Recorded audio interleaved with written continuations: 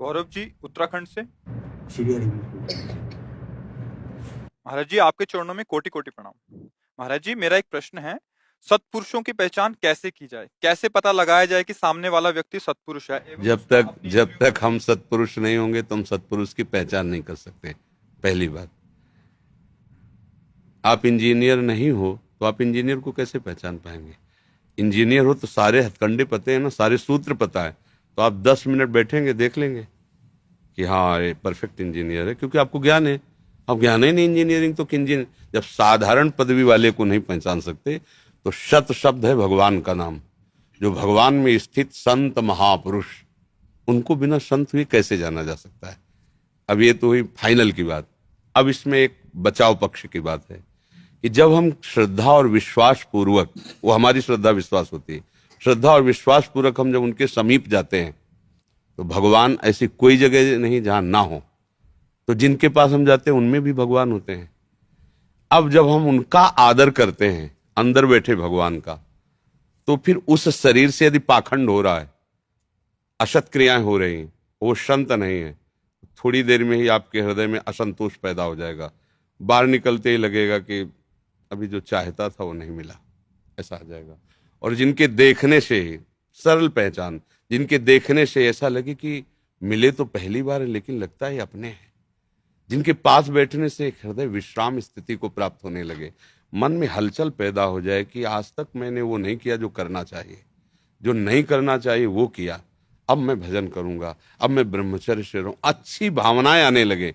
सरल पहचान ये है, जिनके दर्शन से, जिनके संभाषण से, जिनके संग से भगवत स्मृति की तरफ हमारे कदम बढ़ने लगे, विषय विकार का हमारे हृदय में अभाव होने लगे, तो बस जान लो कि संत समागम हो गया। सत्संगति संसृति कर अंता, सीधा फल है। संत संग का फल है कि संसार से राग हटकर भगवान में राग हो जाए, उसे अनुराग कहते हैं जो भगवान में लगता है। अच्छा, अगर अधिक मलिन है हृदय तो जब बहुकाल करी सत्संगा तब ही हो सब संशय भंगा। और अगर हृदय पवित्र है तो एक क्षण में आपको उत्तर मिल जाएगा। हृदय निहाल हो गए, आज तो मुझे भागवत महापुरुष के दर्शन हो गए, ऐसा आपका हृदय अंदर से कहने लगे। आज मैं कृतकृत्य हो गया, उसमें किसी के प्रमाण की जरूरत नहीं, वो हृदय प्रमाणित करने लगेगा कि आज भगवान मेरे पर बहुत प्रसन्न है, आज मैंने संत दर्शन प्राप्त किया। ये भगवत महासंगस तो दुर्लभ हो। फिर लेकिन लिख दिया गया अगम्यो, उनका सेवन करना बड़ा कठिन है। सेवन तभी हो सकता है जब उनकी आज्ञा का पालन करे, तब धीरे धीरे धीरे धीरे जान जाओगे। क्योंकि पवित्र अंतःकरण, संत स्वभाव, ये होना बहुत कठिन है ना। तो इसी के लिए तो हम संतों के पास जाते हैं। तो फिर हमारे ऊपर ये सिद्धांत लागू होगा, जब बहुकाल करी सत्संगा तब हो सब, नहीं तो तात स्वर्ग अपवर्ग सुख धरी तुलाय कंग तूलन ताय सकल मिल, जो सुख लव, लव के समय में आपका काम बन जाएगा। ओहो, बस ये तो केवल जागना है, जैसे सो रहा जग, संत जगा रहे। ओहो, आज से नियम लेता हूं, मैं विचार नहीं करूंगा, शराब नहीं पीऊंगा, मांस नहीं खाऊंगा, आज से मैं इतना नाम, ये संत प्रभाव। जिनके संग से हमारा हृदय दुर्वासनाओं से हटकर भगवान में लगने लगे, यही सीधी संत की पहचान है। वस्तुतः संत की स्थिति को कोई संत ही जान सकता है, बाहर ही नहीं जान सकता। जैसे एक कक्षा 5 का विद्यार्थी है, एक पीएचडी की हुई, उसका टीचर बैठा हुआ है, वो टीचर की योग्यता को कैसे जान सकता है? भाई इतना जरूर कह सकता है कि मास्टर जी बहुत बढ़िया पढ़ाते हैं, इसके आगे नहीं जानता हो। वो जब पीएचडी करेगा तब उसको अपने टीचर की याद आएगी कि यार कितने वो ग्रेजुएट थे, इतना नीचे उतर करके हमको ककारा सिखाए, हमको मात्रा सिखाए, और वो स्वयं इतनी ऊंचाई पे। ऐसे ही भगवत प्राप्त महापुरुष अपनी स्थिति से नीचे उतरता है, उसको किसी के उपदेश देने की जरूरत नहीं होती, क्योंकि भगवत प्राप्त है। भगवत प्राप्त कब? तो सर्वत्र भगवान देख रहा है। अब वो अपनी स्थिति से नीचे उतरा, आपको उपदेश कर रहा है, आपको आदेश कर रहा है, आपसे सेवा से, वो अपनी स्थिति से नीचे उतर कर आपको उठाने के लिए बात कर रहा है। तो जिनके संग से भगवान का नाम प्रिय लगने लगे, जगत के जितने अशुभ आचरण हैं उनसे हटने का मन करने लगे, यही पहचान संत की है। वो बोले ना बोले, उनके दर्शन मात्र से आपके हृदय में दिव्य भाव आने लगेंगे। क्योंकि प्रभाव होता है ना, जैसे हम बाहर निकले, शीतल वायु है तो उसमें बुद्धि लगाने की जरूरत है, तो गेंद्री अपने आप बताने लगेगी वायु शीतल है, वायु गर्म है। ऐसे ही हृदय में भगवान बैठे हुए हैं, अपने आप पता चल जाए, एक दृष्टि में पता चल जाए। जैसे हम लोग गंगा किनारे जब भ्रमण करते थे ना, तो ओहो इतनी ऊंची स्थिति इन महापुरुष की, देखते एक दृष्टि पड़ते हो ब्रह्माकार वृत्ति हृदय में की, अरे भगवान इतनी बड़ी कृपा, ऐसे महापुरुष का दर्शन, वो अपने आप बता देते ना भगवान। अब चूंकि हमारा अंतःकरण मलिन है, वासनाओं में है, तो हमारा फिर चिदानंद भाव को प्राप्त महापुरुषों को कैसे पहचान सकता है कोई। इसलिए हमें चाहिए श्रद्धा और विश्वास पूर्वक हम संतों का सेवन करें, तो हमारा हृदय पवित्र होगा, तो अपने आप पता चल जाएगा। और मूल बात इसमें है कि इसमें जब कोई संतों के पास जाता है तो उसके अंदर भगवान की आस्तिकता होती है कि है, मूल भगवान को लेके जाता है। और कोई ऐसी जगह होती नहीं जब भगवान ना हो, तो उसको घाटा तो पड़ना नहीं, क्योंकि उसका काम बनेगा। वो श्रद्धा और विश्वास के साथ जा रहा है, तो वहां उसके हृदय में भी भगवान बैठे जिसके लिए जा रहा है, वो उनका काम बना देंगे। अंदर से भगवान ही तो सब कुछ सुधारते हैं। हाँ, पर उसका संग यदि आपके लिए बाधक है तो निकलते ही आपके आ जाएगा, ठीक है दर्शन हो गए, बढ़िया, आज के बाद कभी नहीं आएंगे हम, और इनसे कोई संबंध नहीं रखेंगे।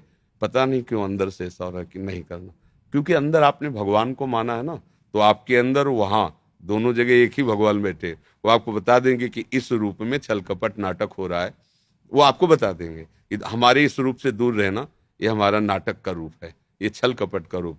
और जहां सत्य भगवान का चिंतन होता है, तो आपका हृदय पहले ही, भगवान का एक परिचय आनंद, हृदय में आनंद आ जाएगा, बस जान लो कि बात हो गई। बिना किसी संशय के हृदय एकदम नाच पड़े। हो आज हमें संत दर्श हुए, जैसे मेघ को देखकर मोर नाच पड़ता है, ऐसे ही जो भक्त जन होते हैं, भगवान के प्रेमी महात्मा को देखकर उनका हृदय नाच पड़ता है। अगर ऐसा है तो भगवान की असीम कृपा है। उन्हें बहुत मलिन हृदय होने पर फिर संतों के पास जैसे जाए ना, तो उनके बाह्य आचरणों पर, बाह्य बातों पर, बाह्य विषयों पर दृष्टि जाती है, और वो हम पकड़ नहीं पाएंगे। जैसे हम भगवान की बाह्य बातें देखें तो हम फिर भगवान की भगवत्ता को नहीं समझ पाएंगे, और भगवत्ता को समझ लिए तो बाह्य को समझ लोगे अपने आप। तो अब हम लोगों की दृष्टि बाह्य है, तो बाह्य दृष्टि से तो पकड़ नहीं पाएंगे, क्योंकि बाह्य सब कुछ मायाकृत है, प्राकृतिक है, और स्थिति चिदानंदमयी है। बात स्थिति की है, बाह्य की थोड़ी है। अगर स्थिति और बाह्य से देखा जाए तो बाह्य से दुर्वासा जी बहुत श्रेष्ठ हैं। एक बलकल की लंगोटी, बलकल कहते हैं वृक्ष की जो छाल होती है ना, उसकी लंगोटी लगाते हैं, और खाते जानते हो क्या है? दूब एक घास होती है, उसका रस पीते हैं, दुर्वा अंकुर का रस, दूब का रस पीते हैं। अस्थि मात्र शरीर में है, भारी तपस्या के धनी, 60 हजार वर्ष की समाधि लगती है दुर्वासा जी की। जैसे 88,000 वर्ष की समाधि शिव की, तो उन्हीं के अंश से पैदा हुए 60 हजार। और एक राजा है चक्रवर्ती अम्बरीश जी, पूरी राज पोशाक धारण किए हैं, वो वलकल की लंगोटी पहनते। राजभोग लगता है ठाकुर का, वो दूब का रस पीते हैं। वो तपस्या में है, ये सेवकाई में।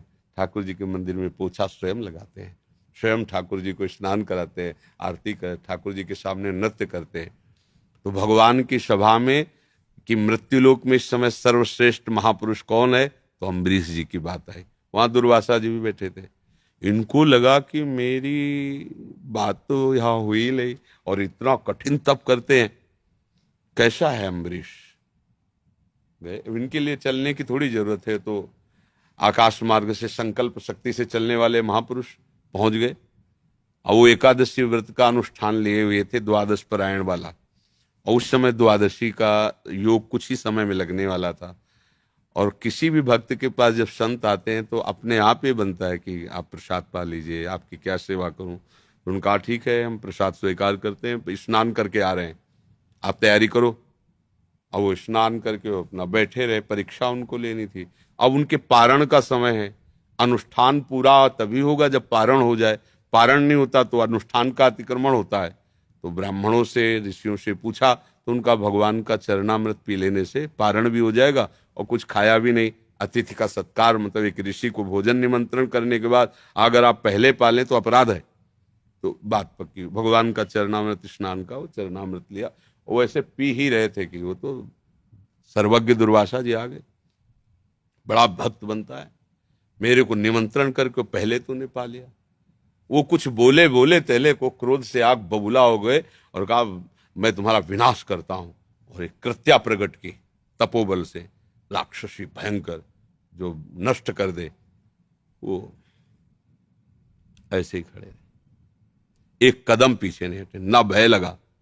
भगवान का विधान जैसा भक्त तो भगवान के विधान से सुदर्शन जी प्रकट हो गए, एक क्षण में कृत्या को नष्ट किया। नष्ट दुर्वासा जी को भी कर सकते थे, सुदर्शन जी के आगे किसी का तप नहीं चलता, पर वो भगवान के जन है ना, तपस्या उन्हीं के लिए तो करते। तो भगाया उनको, पीछे पीछे चले, भय से भगाया। पूरा शरीर ताप से जल रहा है सुदर्शन जी के। शंकर जी के पास हूं, मेरी सामर्थ्य नहीं कि मैं सुदर्शन को रोक सकूं। ब्रह्मा जी हरि के पास भागो, ये उनका दिव्यास्त्र, वही रोक सकते, किसी की ताकत। हरि ने कहा हमारी सामर्थ्य नहीं। अहम भक्त पराधीनो। देखो दुर्वासा भी महात्मा है, लेकिन उनको भक्त कह के संबोधन नहीं किया, विप्र कह के संबोधन किया।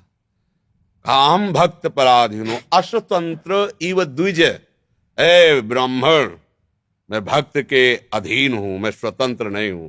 ये सुदर्शन मेरे कहने से नहीं शांत होगा। अगर चाहते हो सुदर्शन से बचना तो अम्बरीश जी के पैर पकड़ो जाके। भागे, और अम्बरीश जी के जो ही पैर पकड़ ले, उनका भगवान आप तो हमारे गुरु स्वरूप विरक्त महात्मा है। साष्टांग दंडोत थे अम्बरीश जी, और कहा आज तक मैंने जितना, ये शब्द बहुत विचित्र बोले, आज तक मैंने जितनी भगवत आराधना और भजन किया है वो सब मैं दुर्वासा जी को दान करता हूं, और उसके प्रताप से सुदर्शन चक्र शांत। तत्काल रोने लगे दुर्वासा जी कि हमने अपनी तपस्या का प्रयोग आपको नष्ट करने के लिए किया, और आपने अपना भजन मुझे देखे। आज मैंने देख लिया भगवान के भक्तों की क्या महिमा होती। तो अगर हम इसमें बाहरी दृश्य देखें तो महानता में श्री दुर्वासा जी हैं, तपस्वी, जितेंद्रीय, विरक्त महात्मा, रानियां हैं, महल है। तो ये आंतरिक वृत्ति दुर्वासा जी भी नहीं पहचान पाए अम्बरीश जी की। भक्त की या महात्मा की आंतरिक वृत्ति उसी कोटि का महात्मा जान सकता है, दूसरा नहीं जान सकता। बाहरी लक्षणों से आप कुछ अनुमान लगा सकते हैं, वो भी प्राकृतिक। चिदानंद भाव में बिना चिदानंद भाव के आपका प्रवेश ही नहीं हो सकता है। समझ पाए आप?